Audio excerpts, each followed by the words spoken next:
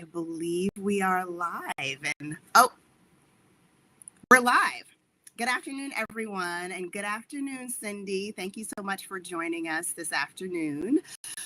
Why don't we start with intros? We've been connected through Equity in the Center for some years now, going back to before our spin out as an independent organization in 2020, and now you lead an organization called Big Soul, which has done some narrative work, both in terms of writing articles and producing a short documentary over the course of the last year.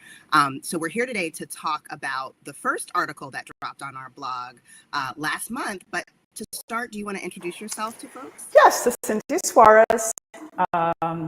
You may know me from Nonprofit Quarterly, and now I am at Big Soul LLC. It's a firm that I launched last year to do creative knowledge work like this work that we're doing now. And I'm very excited to talk more about what we've done. Awesome. Thanks. And welcome again, Cindy. I'm Kirian Suarez, CEO of Equity in the Center. And because we just celebrated our 5-year anniversary as an independent 501c3, we decided to use this as an opportunity to look back and consider the work we've accomplished over the course of the past 5 years. What's different because of Awake to Woke to Work, Building a Race Equity Culture, which we published in 2018. And that's where we began our conversations, I think, Cindy, before you began the series of articles. So the first one, which dropped last month, talks about our unique founding and our approach to the work. So before we dive into Equity in the Center's approach to race equity practice, I just wanted to ask you, what helps you stay connected now in November 2025 to your purpose and the people you serve? Because we're all, as race equity practitioners, as Americans, navigating a really challenging landscape, and we like to make our LinkedIn Live conversations practical. So how are you navigating this moment? What might you offer to folks who are listening? Well, I think for me, it's definitely my faith in higher consciousness and my spiritual practices. Also, I spent this last year working on a book on consciousness and the need to really engage consciousness more in our work. So I think that has really sustained me. I've been almost like curating my reality by working on a book on things that I really want to be thinking about. I think that our work in the sector right now is tends to be very materialist, very focused on politics or the political aspects of the work, policy, those kinds of things. But I think that lasting social change comes from consciousness. So I think that that's the next word. I think when I first wrote my book on power, power was like a very, like a dirty word. We didn't talk about power. It just stayed hidden. You brought it up, people just stopped talking. And I think the word now is spirit and consciousness. I feel like that's the next work for us to figure out. So it keeps me grounded because I feel like that's higher than any other stuff that we're going through right now. Awesome. Thank you for sharing. I think I'm trying to make it through by doing as many creative things as I can and participating in a writing workshop with you. So that has definitely helped ground me in consciousness, as you were saying. You mentioned that your consideration of consciousness in the book that you're writing to get you into sort of like a higher space was the word that you used. And the title that you chose for the first article about equity in the center was A Higher, Deeper Way.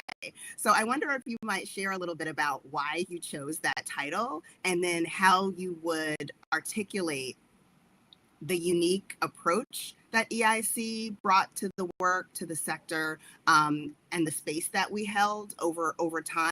One thing you said to me in a recent conversation was that you felt there was an opportunity in this particularly challenging moment for EIC to use its unique position. So just wondered if you could share a little bit about that and how it connects to the higher, deeper way as you articulated. Yeah, I think I always look for like summaries of ways to capture like very in-depth content and just kind of present it at different levels. And I feel like when I finished analyzing all of the content from the interviews that I did with your team, it really spoke to just something that you guys are doing that's really different. And I think the higher aspect of it comes from the fact that you focus on culture.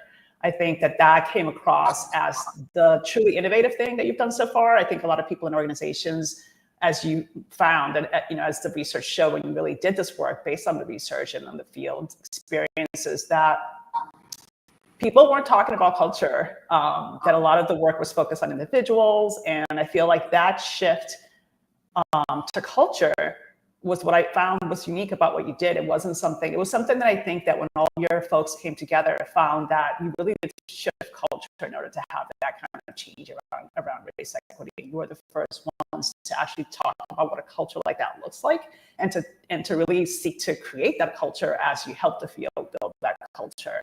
So I thought that was really aspirational to actually think about culture in an organization. I think the deeper way aspect of it came from the fact that you really built these relationships across the field, and everyone spoke to that as well, that you were able to deal with conflict, that you were able to deal with difference, that you were doing things and hosting conversations that other people weren't, and that really created the framework. And not only the framework, but the culture that you, as we get further into the articles, we'll see how that culture benefited you. But I think it shows the difference as you go along in terms of how Equity in the Center dealt with some of the conflicts that other organizations have also been dealing with, and as people will see as we get into it, but that the culture that you had really lent itself to a different outcome. So, that higher, the deeper, the relationships, the culture, you guys went deep for the things that no one, I guess, knew how to talk about in that way before, and put together with practical applications and processes. So yeah, everyone talked about the way that you formed as critical to the work that you were able to do and that you continue to be able to do. And for the potential for the field, I think the way that it connects to the last part of your question about what it means for the field is that that it created a network of trust, which is really challenging to do. But you were able to do that across, like I said, difference. Not everyone necessarily agreed to everything. And that's a unique value that the field needs to almost like take advantage of. I think there's a lot of opportunity for that right now. And I think that the trust that you've built with the field shows in what the field has asked of you to do moving forward, which is in one of the future articles. But I don't know how far how deep you want to get into the future articles. But yeah, the field is asking things of you because it trusts you to do those things. Cool. Thank you for sharing. And the trust that we cultivated through the research, which was, as some folks would describe, participatory. So for folks who are watching but may not be familiar with how we did the research that was published in 2018, we conducted lots of interviews with staff in nonprofit and philanthropic organizations. But the main instrument for vetting the research and defining the framework were a series of what we call design and dialogue sessions, where we gathered leaders from 3 stakeholder groups, which, as Cindy describes, had not previously been convened en masse. Nonprofit leaders, philanthropic leaders, and race equity practitioners, or quote unquote DEI consultants, as some folks might have called them at that point. And so we put everyone in the room to talk about organizational culture and shifting organizational culture to center equity in a way that folks hadn't before. People from those 3 stakeholder groups in sort of spontaneous context might get together and talk about how their work aligned or didn't, but we brought folks together in an intentional and sort of directional way around a specific set of goals, which was designing best practices that would, as you said, Cindy, be practical enough for folks to run with in their organizations. And that was something that we as practitioners and leaders in organizations hadn't ourselves seen. So we're glad that we hit the mark in that regard. The other thing that we wanted to do was to shift equity from being a side project in as much as we could by framing it around culture, communicate to folks that these are practices that you deeply embed in the organization on a daily basis. The words you use, the practices you hold or don't hold together as part of your daily leadership and management practice. So it was affirming to receive feedback when we first published, and then for folks to share in their conversations with you how they felt it had impacted the field. And for those viewing, thank you to the folks who participated in the research back in 2017, 2018, but also thanks to folks who spoke with Cindy over the course of the past year, from our board members to folks who have been on our advisory board. And you'll see some of those folks quoted in the articles over the next couple of months. What lessons from what you gleaned from folks in your interviews feel most urgent for leaders committed to race equity right now? Because the context is very different than it was in April of 2018 when the paper was published. So we made a significant number of gains running up to 2020. A lot changed in 2020, and then a lot was rolled back. So from your perspective, and you have a really broad and deep perspective on the sector, what feels most urgent and timely and practical for folks today? Well, I think the number one thing which came up in the conversations with the folks that we talked to was that people really want a North Star. They use the term North Star. People want a vision. There's a sense that there's work that's been happening, but it's not coordinated. There was a lot of awareness of what was necessary in the field to support this work. So the culture in the field to support these organizations. So vision, and people, interestingly thought that that's a space that EIC should hold, that you could be a space for people developing that across the field. So thinking about, I think what I would add to that is just think about the society you're building. I don't think we do that enough. I think we tend to think of ourselves as sort of like subject to the larger society, but we are at this point, I think, clearly building an alternative society. We're watching some things that we thought would last forever are kind of, at least I not that I thought they'd last forever, but if you asked me in the 90s when I came out of college if this is what we would be, I don't know if I would say that. But, sci-fi, maybe I would. But yeah, we're in a really different place right now. And the point right now is not just to build or to protect, not just to protect the things that we've had, but actually to actively think about what we're building. And I think that puts us in a different space, a space that's a little bit more optimistic, right? It's all about what you focus on. I think the second lesson that also came up in the conversations with with the people that you mentioned is people really feel, and this is how I would phrase it, there's a need to move beyond resistance and struggle and to learn how to deal with difference and conflict. That came up as another major infrastructure need in the field. That conflict wasn't just out in the world, it was really big in our own organizations, as we know. As we'll find out later, particularly for Black women leaders. So that's really big. We need to really learn how to do that. We've become really good at resistance and struggle and fighting, but not so great at building with each other or with beyond each other. So that's just the second big lesson. I think the third one, which is related to this, came up a lot, is to move beyond polarity and to create what I would call a movement of love. Like we really, really need to challenge ourselves to not create anything of what we don't want to see in the world. And polarity is just as big in our work as it is in the world. So as I said it, when I left FBQ last year and started to build Big Soul, that was part of my impetus, just feeling like, gosh, this sector's feeling kind of unsafe, So those are some lessons, 3 main lessons. Have a vision, move beyond resistance, and move beyond polarity. Let's think about what we're trying to build. Cool. Thank you. What you say deeply resonates on the vision point. I think for EIC, our vision for the world is still the same that it was in 2018, is that we would co-create and build a society in which race isn't the most significant determinant of your life's path.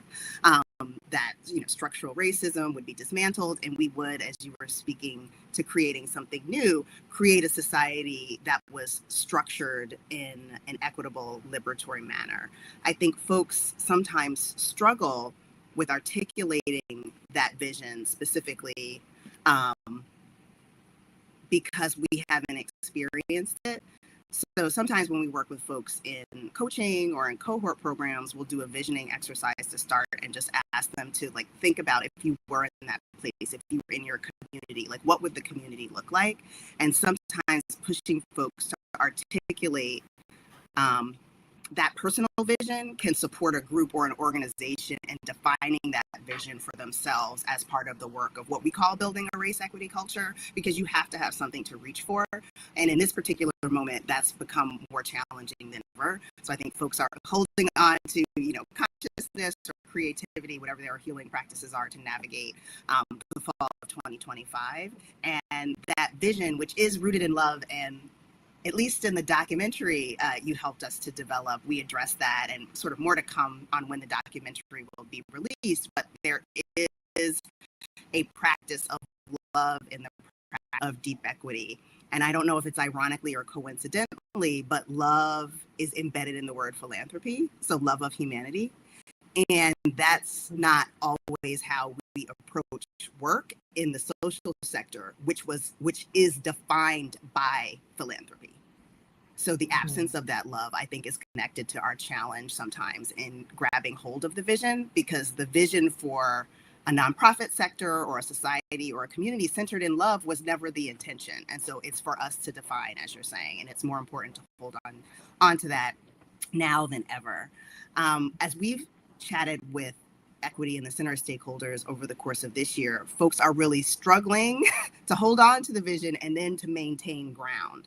So some people have had success in holding on to equity gains in their organizations by reframing language and talking about mitigating disparities, for example, versus race explicitly when the decision has been made by their board or their organization that is not work that they can do in the current moment. So I have another question for you, which is, how do we stay focused on the big, meaningful change you articulated and we're ultimately talking about for society, when it feels like we're always playing defense on the intermediate gains that have happened in the past few years? Like, how do you strike that balance, and what aspects of practice in terms of day-to-day leadership or practices of love in organizations do you think folks can lean on in this moment? Yeah, I think staying within the universe of EIC, I feel like one of at the top of my list would be to learn how Equity in the Center created a values-aligned community, because that's what people say you have. And that's not something I believe I've heard very often in my 40 years doing this work.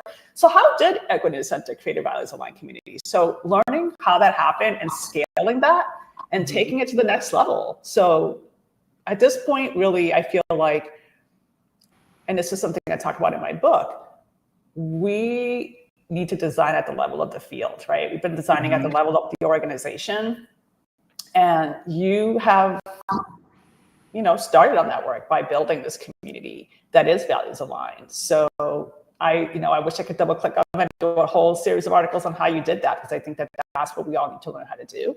So learn from you. I think the second, which came up and which will come up, later on as we talk about the other articles, but build infrastructure to protect and support Black women leaders. The fact that came up as, I would say, the top challenge was really kind of fascinating in the work and in EIC. And that's going to be a juicy article when you guys get to that one. But because you guys spoke really honestly, and you guys took a different approach than many other leaders and organizations have taken. But it's really a big problem. Supporting Black women leaders and protecting Black women leaders is a big challenge in the field. It's something that I talked about when I was at NPQ. It's something that continues to be an issue. And we really need to build infrastructure to support Black women leaders, because we are leading differently and people don't always understand that. We're dealing with all the kind of biases and perceptions that people have of our capacity, even though we're oftentimes way more experienced, trained. It's one of the things that I learned. It's kind of shocking how it can happen to, it has nothing always even to do with the leader. Not to say that leaders are people and everyone, has the different aspects of themselves. But it was really challenging to me in the last few years to see the way that Black women leaders carried the brunt of this work. I've just never seen anything like it. I've never seen anything like the response that we've received. So that needs to be addressed. I don't really think you can build. I mean, our sector is mostly, I think, women. So if you don't learn how to protect Black women leaders, we're not going to get anywhere. And that includes other Black people. I mean, there was just, everybody was involved. There's a lot there. I think the third one, which is maybe not as sexy, but it's actually to create viable business models. I feel like, it's something in our sector that we don't necessarily have infrastructure for, or capacity for, right? Building a viable business model is a really big part of the work. And I'm pressed to think about, where does someone go for that kind of support, right? Where do you go to build the best model, or where do you get to find out what the options are for your organization, given the possibilities and given how you're positioned? So I think those are three main things moving forward. Learning from you guys how you built a values-aligned community and really building on that. Supporting Black women leaders with infrastructure, not just hushed calls between each other. Don't say this, but this is what's going on. Like really taking that to the infrastructure level, and then adding business models to that so that we can actually build strong organizations. Thank you. That is clear, and all of those three things are urgent in their own way. And I'll start with the Black women leaders point. And it was so wonderful to be able to work with you last year in March on the issue of MPQ that focused on Black women leaders. And that was a great issue that covered a broad range of topics for folks who may not have seen it. If you're interested in learning more about the dynamics Cindy is naming, and we deal with it and navigate it on a daily basis. We're both in it and of it, so to speak. So we are on the receiving end of bias, and we participate in patterns necessary for our survival in this country and in society more broadly that perpetuate some beliefs about how we show up and how we should show up and how it is acceptable to treat us in that context. And that's something I know that I struggle with, because you're in it as much as you are of it. And I'm sure that as a staff member, as a team member, I have participated in some of these harmful dynamics because it's how we are conditioned. And so I think with Equity in the Center, with our own team's work and in coaching folks, what I've found is similar to we don't have a vision for what this world rooted in love and equity is. We don't know how to be in relationship with a Black woman holding power in a way that is not ultimately harmful. And the harm is bidirectional. We don't know how to do that. And you and I have talked about being in organizations and offering equitable or liberatory practices within organizations, and those practices being explicitly rejected on their face, not believed in some cases, that couldn't possibly be what you mean, that you're offering me ABC, because that doesn't happen.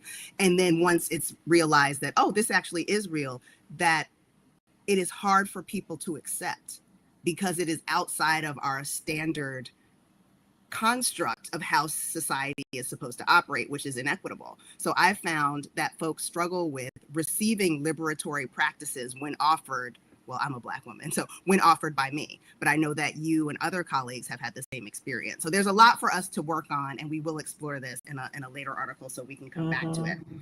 One thing I wanted to highlight was what you said about how we built a values-aligned community. That was sort of a rich and unexpected outcome of doing the research, because we were like, well, let's get all these people together.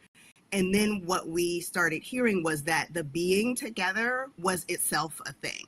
When in our mind, as we were designing the process, the being together was the process. But that is how we created a values aligned community, by sort of, when we got everybody in the room, naming what we were here to do, what we were also not here to do, how we wanted to treat one another. And I think part of being together in that space and in spaces that we have held since was naming and having the capacity to hold the polarity that you mentioned earlier. So the both and. So in our inability to navigate conflict just in the world broadly, an endless supply of examples there, but in our organizations more specifically, is that it's a skill that we as individuals, and that as a collective in organizations and in society, it's got to be Black or white or one or the other, pick a side. We do not regularly work the muscle of holding two difficult truths. And truth is on a continuum. It could be life or death truth, or like, do you need me to submit this report today? Um, sort of a standard. And folks are not good at that. And I am not good at it on some days. I work at it, but I find that in my coaching work and work within our team and talking with colleagues, that this is one of the most difficult things. People can't hold the tension in a conversation, which means they can't hold it in the team. They can't hold it in an organization. So you have to pick a side. It can't be one or the other. And I think I struggle with figuring out how we collectively, as race equity practitioners who work at holding the both and as part of the work, can support others in learning how to have those difficult conversations on a daily basis, because the stakes are variable.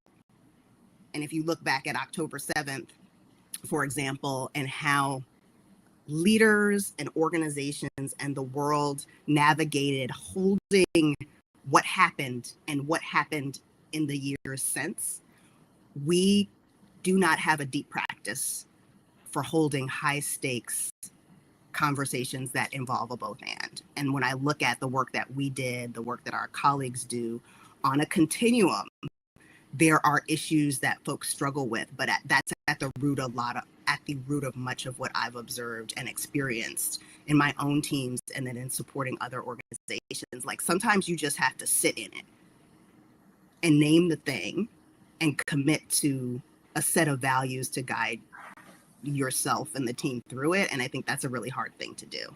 But we learned that in community with Equity in the Center. And that was one of the things we talked about when we gathered, that this is a container in which hard things will be said. They will not be resolved.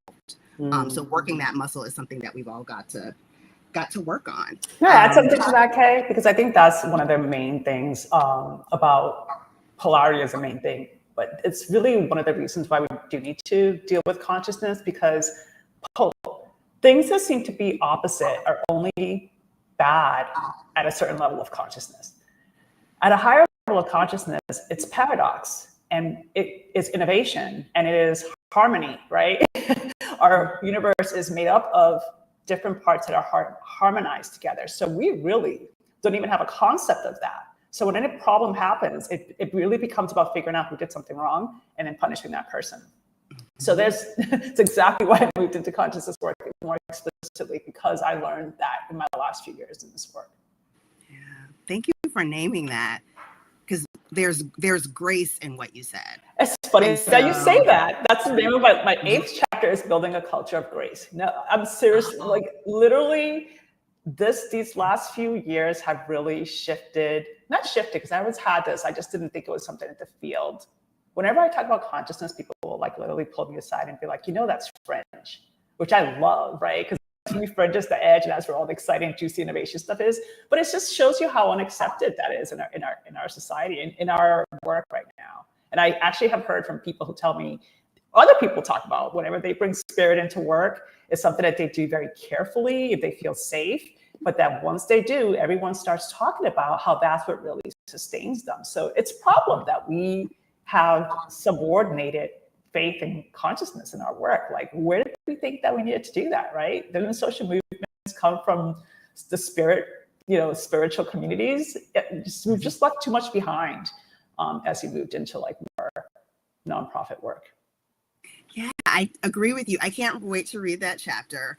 What you're saying resonates with me, and it makes me think of the things in society, in our culture, that have been intentionally erased.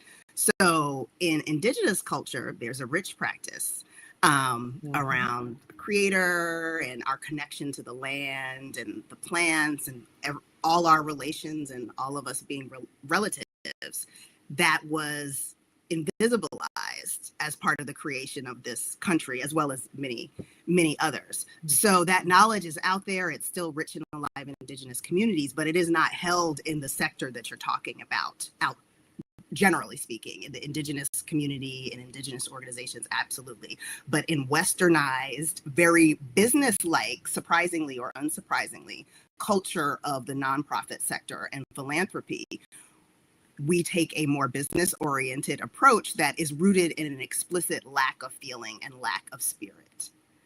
And bringing some of those things into space generally opens folks up to talk about how they feel about things, how they're navigating those issues of polarity. And we all bring feelings to work since we're human.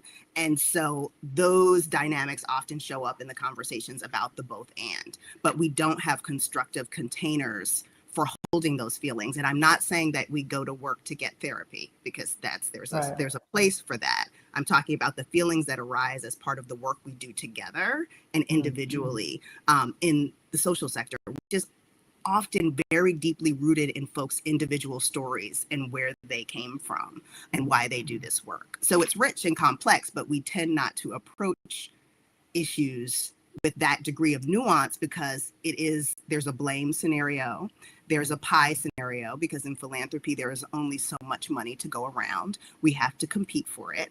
And those dynamics are by design. That's how the nonprofit sector was created. With philanthropy giving grants, not capitalizing innovation to dismantle the root causes of the challenges that our individual and collective work addresses, but to facilitate an infrastructure of tax code.